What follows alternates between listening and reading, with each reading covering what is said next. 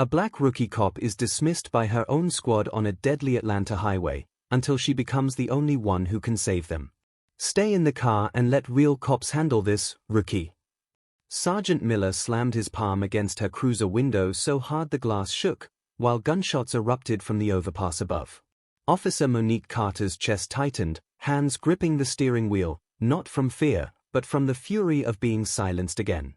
Miller was 22 years on the force, old school, loud, and convinced no young black woman belonged anywhere near his squad. But he had no idea the rookie he just dismissed was about to save every single life on that highway. 40 minutes earlier, everything seemed routine. Monique spotted a white sedan drifting between lanes on I-285 South. No signal, erratic speed. She called it in and requested backup.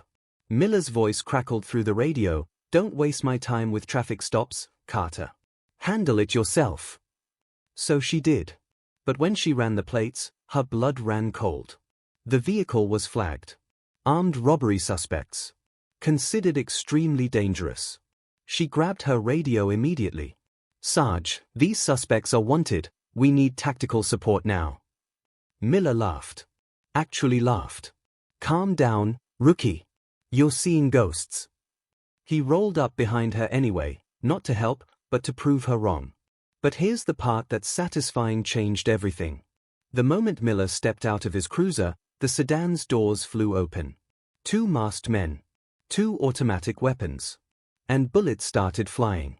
Monique dove behind her cruiser as glass exploded around her.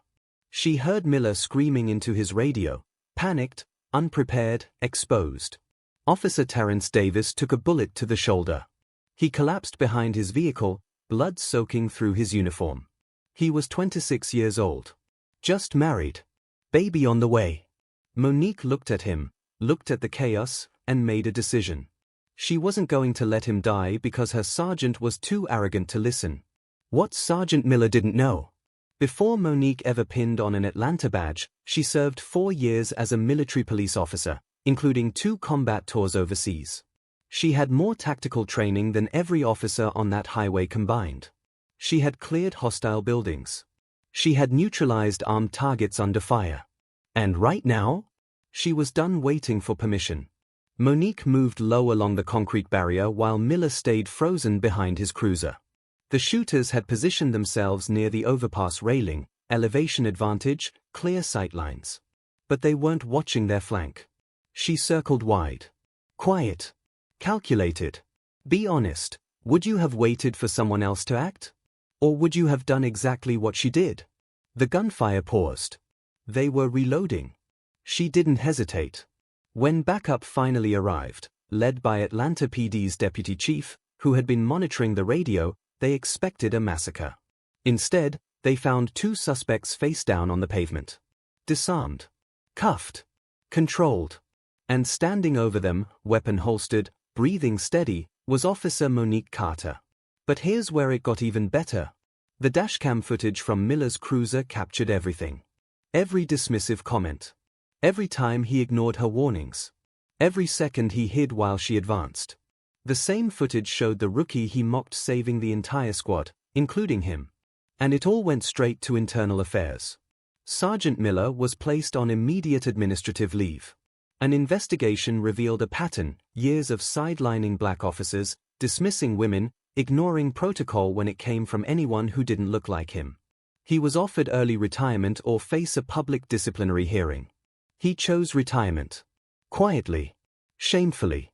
Officer Terrence Davis survived his injuries and returned to duty 4 months later. And Monique Carter? She received the department's Medal of Valor.